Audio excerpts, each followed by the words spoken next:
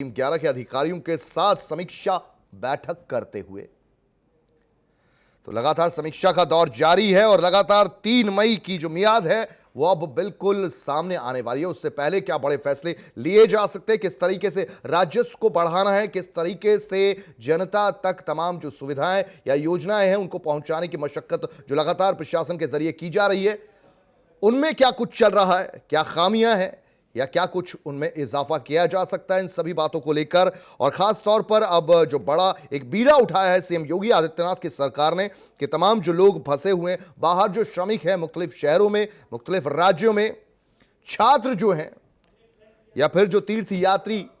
जैसे कि केंद्र सरकार की गाइडलाइंस भी आई हैं, उन पर भी विचार विमर्श होगा। उनको कैसे किस तरीके से वापस लाया जाए, उसके लिए क्या कुछ प्रावधान किए जाने हैं, किस तरीके से प्रबंध किए जाने हैं, उन सभी बातों को लेकर और आने वाले दिनों में कौन कौन सी इकाइयों को खोलना है। हरेंद्र चौधरी रेजिडेंट एडिटर इस वक्त हमारे साथ लखनऊ से बने हुए। हरेंद्र, आपसे जानना चाहेंगे आज का क्या एजेंडा होगा। यूं तो तमाम विषयों पर चर्चा होती है, सभी की समीक्षा की जाती है, लेकिन नई जो केंद्र सरकार की गाइडलाइंस आई हैं उनके मद्देनजर आज विषय क्या कुछ रहेगा। बिल्कुल कुलदीप, देखिए हम सभी जानते हैं कि योगी सरकार जो है लॉकडाउन में फंसे जो लोग हैं, जो दूसरे राज्यों में फंसे हुए और यूपी के मूल निवासी हैं, उनको लॉकडाउन अपने घर तक पहुंचाने के लिए पहले से प्रयासरत है। और आज की जो समीक्षा बैठक अब से कुछ देर पहले मुख्यमंत्री कार्यालय लोक भवन में जो शुरू हुई है, उसमें योगी सरकार की प्राथमिकता यही है कि कैसे दूसरे राज्यों में फंसे लोगों को यूपी वापस लाया जाए और उनके घरों तक पहुंचाया जाए। और इस दौरान वो तमाम जो सावधानियां बरती जाएं, जो एडवाइजरी जो केंद्र सरकार की तरफ से जारी की गई और जो राज्य सरकार की तरफ से भी जो एडवाइजरी जारी की गई और जो हेल्थ प्रोटोकॉल है उसको फॉलो करते हुए उन लोगों को अपने घर तक पहुंचाने की जो कार्य योजना है उसको लेके इस बैठक में चर्चा की जा रही है। जिस तरह से कुलदीप हमने देखा कि कल केंद्रीय गृह मंत्रालय की तरफ से एक रिवाइज गाइडलाइन जो है जारी की गई है और जो अभी तक जो जानकारी निकल के सामने आ रही है और ज्यादातर राज्य भी इसके समर्थन में है कि 3 मई के बाद भी लॉकडाउन बढ़ाने की बात उन्होंने कही है। और यूपी में भी कमोबेश जिस तरह से कोरोना संक्रमण बढ़ रहा है,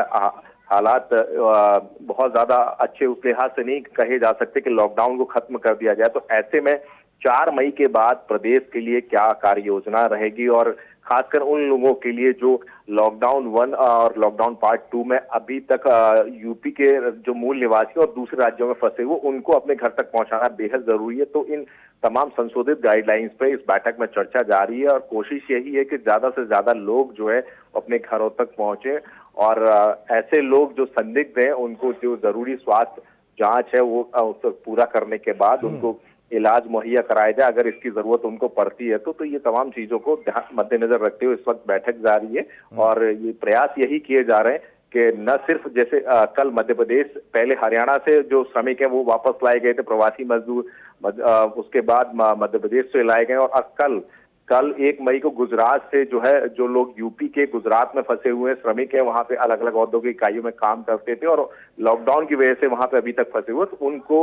यूपी वापस लाने का काम जो है योगी सरकार कल से शुरू करेगी। तो ये एक बड़ी राहत की खबर उन लोगों के लिए, उन परिवारों के लिए जिनके अपने लोग अपने जो है यूपी से बाहर इस लॉकडाउन में फंसे हुए हैं। जी कुलदीप। हरेंद्र, आपसे ये भी समझना चाहेंगे इस वक्त बड़े पशुपेश में होगी सरकार, क्योंकि लॉकडाउन का फैसला बहुत से राज्य करना चाहते हैं, भी उसकी मियाद बढ़ाना चाहते हैं क्योंकि दोबारा से ऐसी स्थितियां ना बन जाए। इनको लेकर सरकारें गंभीर है, लेकिन राजस्व को लेकर जो पहले भी बात होती रही है, मुख्यमंत्रियों की जो पीएम के साथ वीडियो कॉन्फ्रेंसिंग हुई उसमें कुछ ऐसा निकलकर नहीं आया कि राज्यों को वित्तीय सहायता देने जा रही है केंद्र सरकार। ऐसे में बहुत कुछ उपाय राज्यों को खुद ही करने होंगे। कल हमने सुना गृह सचिव जिस तरीके से बोल रहे थे कि 8,000 से कुछ ज्यादा इकाइयां खोली गई हैं। आने वाले दिनों में और क्या कुछ देखा जा सकता है राजस्व के नजरिए से। कुलदीप, सबसे पहले ये समझने की कोशिश करेंगे कि जो जिस तरह की संभावना सामने दिख रही है कि लॉकडाउन को बढ़ाया जा सकता है, उसके सबसे बड़ा आधार यही है कि लॉकडाउन जो पहली बार जो लॉकडाउन किया गया था और उसके बाद लॉकडाउन को आगे बढ़ाया गया, अब तक की जो पूरी कवायद है, पूरी जो मेहनत है राज्य सरकारों की और केंद्र सरकार की, वो चूंकि कोरोना का संक्रमण जो है अभी भी बढ़ रहा है, आंकड़े लगातार बढ़ रहे, तो अभी तक की कवायद बेकार न हो जाए, यही वजह है कि ज्यादातर राज्य मांग कर रहे हैं कि लॉकडाउन को बढ़ाया जाए। और ऐसे में लॉकडाउन अगर बढ़ाया जाता है 4 मई से, तो बेहद जरूरी होगा कि राज्यों के लिए, खासकर यूपी, चूंकि बड़ा राज्य, 23 करोड़ से ज्यादा की आबादी यहाँ पे, उनके भरण पोषण के लिए भी राज्य सरकार ने जो है भत्ते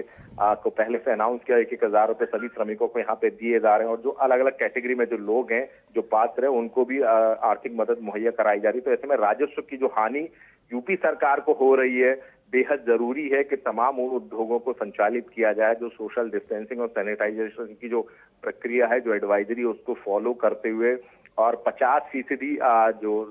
मेन पावर श्रमिकों की संख्या के आधार पे, और खासकर औद्योगिक इकाइयों का जो परिसर है उसके अंदर ही उनके रहने और खाने पीने की व्यवस्था करने वाली इकाइयों को सुचारू कर दिया जाए, उनको संचालित करने की परमिशन दे दी जाए, ताकि न सिर्फ उत्पादन बढ़े बल्कि जो सरकार को मिलने वाला राजस्व है और जो राजस्व की हानि हो रही है उसकी भरपाई की जा सके। हालांकि अलग अलग मदों से जिस तरह से राज्य कर्मचारियों के भत्ते कम किए गए, कोशिश जरूर राज्य सरकार ने की है कि